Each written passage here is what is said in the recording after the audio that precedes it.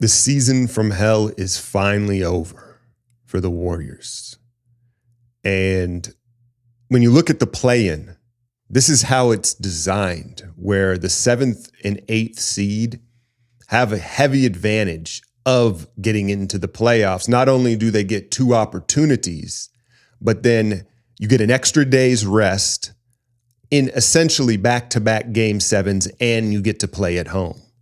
And so it's, again, that's why it's so important to try to get into that 7th, 8th spot. And so I don't know how many of you were surprised by the results last night. I certainly wasn't. And that's frankly why I avoided, dropping 2 racks to go to the game.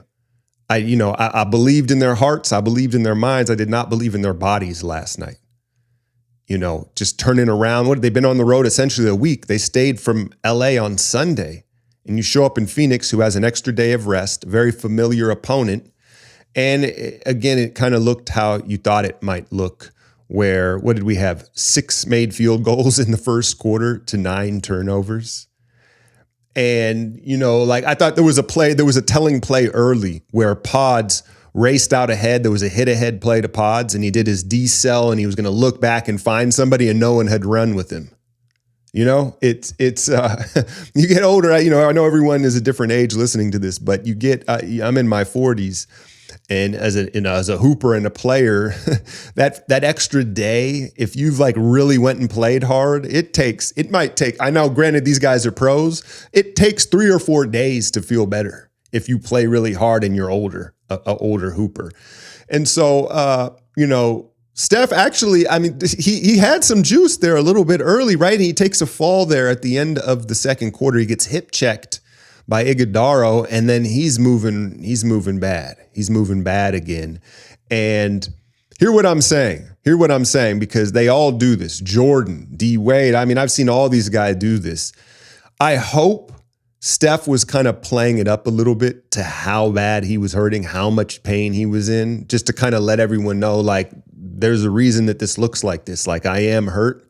I hope he wasn't as much pain as it looked like he was in, but he was in pain. And then Porzingis, for the second game in a row, seems to hurt his ankle without turning his ankle. Not as many sporting events to go to in the summertime, unless you're a baseball fan, which by all means, right? But I highly recommend checking out a comedy show. It's funny how in person, comedy shows hit differently. They're just a lot funnier when you're there, kind of like a scary movie in a theater. And I'm looking to go to the We Them Ones comedy tour. We'll be out here in the Valley. Chico Bean, Mike Epps, DC Young Fly. And you know how I'm going to get my tickets. SeatGeek. Over 35 million downloads. The #1 ticketing app. 70,000 events listed on there. And they just make it so safe and seamless by rating their tickets on a 1 to 10 scale, 10 being of high value, 1 being low. And it's really the only way to get to a live event, at least in my opinion, whether that's basketball, football, comedy, concerts. It's how I get tickets to any live event I'm going, and I'm going to hook y'all up. I've got a code for you. You can use the code Alchemy10 for 10% off your next set of tickets at SeatGeek. That's 10% off any set of tickets using the code Alchemy10. That is ultra concerning, right? And I've tried to take this wait and see approach with KP of well, can you get through these 20 games? Can he remain healthy? And it's that. He didn't turn the ankle and the ankle's hurting him. What does that mean for a 7'3" guy? So, he tries to tough it out and he's eventually out of there. And I actually thought it was a valiant effort defensively. But the problem is they only had legs for one side of the floor. And the Suns are actually harder to guard than the Clippers. The Clippers are probably a more talented team than the Suns, right? But the Suns are a better basketball team. They move the ball much quicker. They rely on their system more. And you're looking at their star Devin Booker, who's willing to give up the ball a lot more than a Kawhi. Right? Plan A. He's much more of the Jokic mindset at this stage in his career where he's waiting for the team to load up and then it's a quick pass. It's not plan B. And I thought that that's really what opened up things for Jalen Green. Before we talk about Kerr in the future here, I wanted to talk a little bit about the Suns because I've lived out here in Phoenix for 20 years. So I know some people that are Suns fans that probably watch the channel, and Jalen Green with back-to-back 30 balls in this play-in. And, you know, I'm not going to lie, I wasn't a believer. I just thought Jalen Green, when I watched him, he was never going to simplify his game. And the temptation of his talent would ultimately just cause him to always be an inefficient player. He's so talented. He can make such difficult shots that he relied upon it too much. And you know what they say, timing is everything. Perfect place, perfect time. I think that you look at Jordan Ott in the system that the Suns run, have encouraged him to trust the system. And you saw him multiple times last night, ISO, give it up, knowing he was going to get it back and get a better shot. That's the biggest growth I've seen from Jalen Green. And again, you credit Ott, and then you credit Devin Booker for allowing Ott to kind of establish this college culture with the team. They're coached up, they're buttoned up, and then you sprinkle in Dylan Brooks as the enforcer and the toughness, and what you have is a good basketball team with the Suns. Now, I think the issue is, you know, they're probably going to get swept by the Thunder, right? And then you look at their roster, and I like some of their young guys. What's the kid? He didn't play last night. He's got a crazy name. They've got some nice young talent, but their ceiling is role players. They're ultimately role players. And you look at their big three of Book, Brooks, and Green, and it's ultimately not good enough to be contenders. Good enough to be a playoff team. But that big three, like, where does the leap come from? Malawach? Can Jalen Green continue to elevate? Possibly, right? So it's like they're a good team, good young coach, a good watch as far as like playing team basketball. But, you know, I don't know how they upgrade that third spot or where the boost comes into contention ultimately. But I guess it's one step at a time for Suns fans, right? Because it looks a lot better than it did a year ago. Got to give you that, right? But yeah, man, ultimately at the end, it was kind of like, all right, put us out of our misery, man. They ain't got nothing left. We just want Steph to be walking off the court in this one. We can't sustain any more injuries to morale or just going into the season. And again, the game kind of looked like I expected it to look. You did get Draymond getting his lick back, punching Book as he checks out of the game. For those of you that don't know what that was about, Dylan Brooks punched Steph in the gut earlier in the season, closing out on a 3-ball. And so there was an IOU out that Draymond paid on their star, Devin Booker. Draymond did his job on that one. I know, you know, a lot of people, you know, don't like Draymond and his antics, but that one was an eye for an eye there. And we escape with no more injuries on the season, as well as a lottery pick.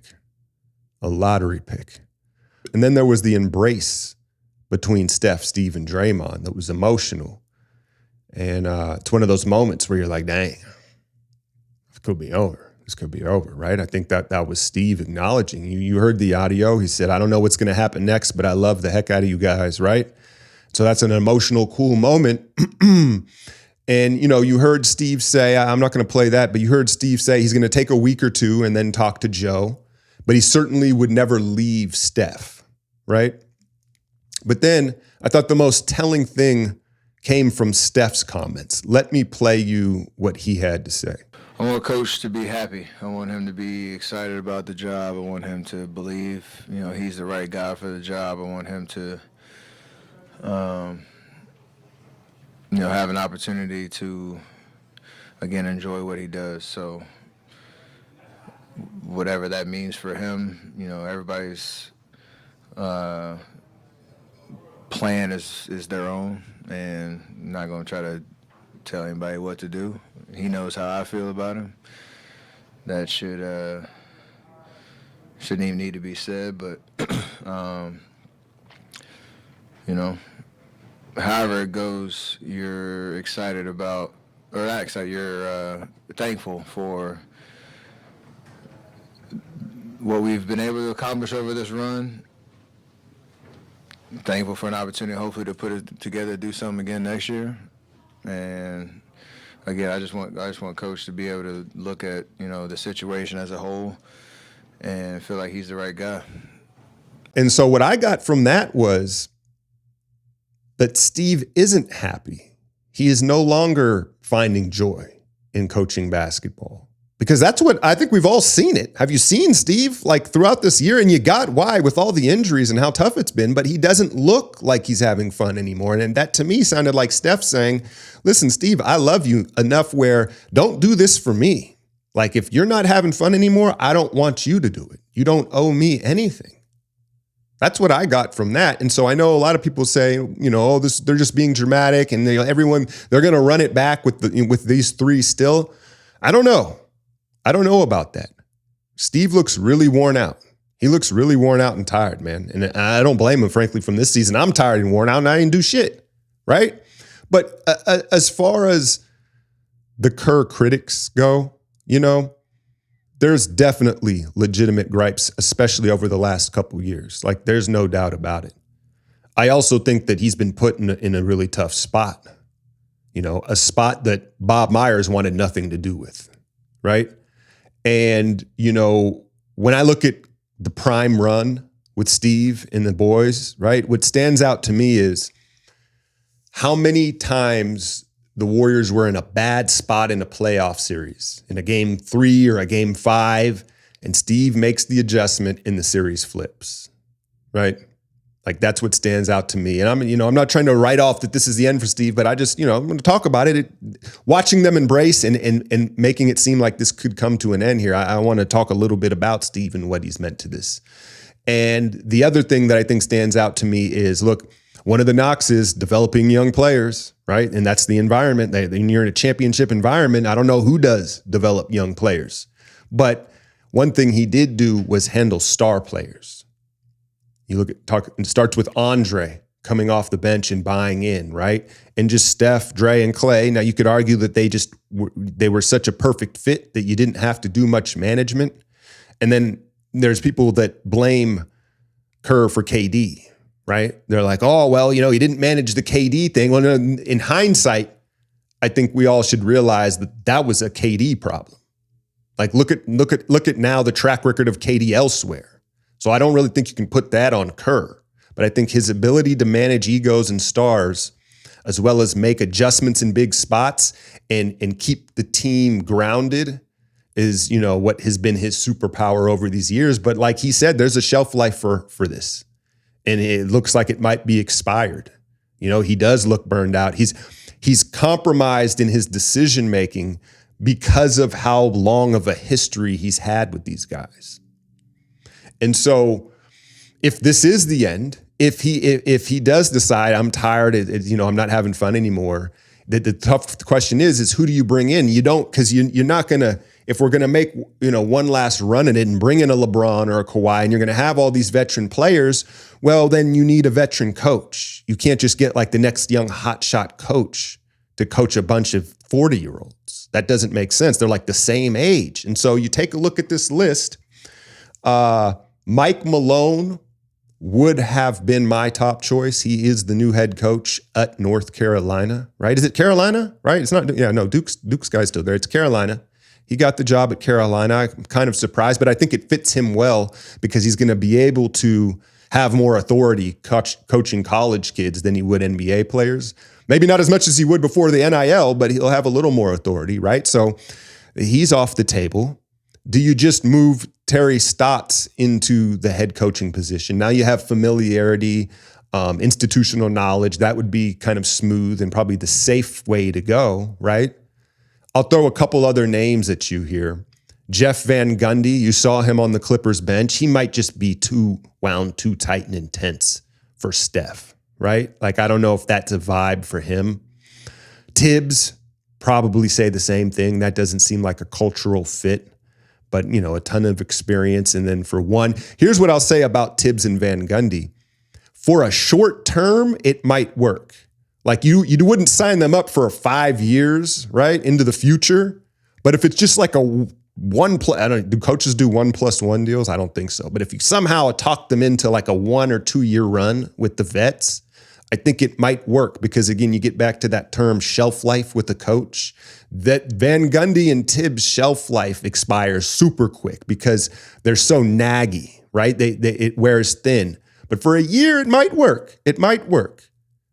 Tyler Jenkins, Draymond probably vetoes that one. I do like Tyler Jenkins. I still think it might have been a mistake for Memphis. You don't want Bud, right? I couldn't look at Bud's pungent face for a season. Like, he always looks like he's just shit himself. I can't deal with Bud. But here's my fear. Here's my fear, if we're looking at these veteran names, is that Steph and Draymond campaign for Doc Rivers. There's all sorts of connections with the families and familiarity. Like, that would be a disaster. That would be a disaster. That would be my fear. But let me know, out of these candidates, bring up a candidate that I haven't listed if you think of that. Again, I just think the issue is, if Steve were to step down or move away from the game, you're in this spot where you need a veteran coach. You can't start fresh with the Jordan Knott like Phoenix did. It just doesn't make sense for this roster. Anyway, I will do a roster evaluation video coming up here in a few days where we'll talk about Porzingis, Melton, Pods, and all these things moving forward, and like some of the big picture stuff with the roster. And then I will be covering, I'll be covering the playoffs. I'm going to cover the playoffs as far as, it's not going to be every night, but the big games, like the game 3s, 5s, 7s, and stuff like that, I'll hop on here and tap in and give you that coverage, as well as full breakdowns on my Patreon. There will be Valkyrie's breakdowns on my Patreon, and just going to keep the content moving. As always, I appreciate y'all tuning in and supporting me through the season. It's been a rough one. It's been a rough one, man. And I know there are a lot of options as far as watching content and coverage of the Warriors. And so I'm super grateful that y'all choose to spend some of your time with me and support the channel. And as always, hit that like, share, and subscribe. I'm out, y'all.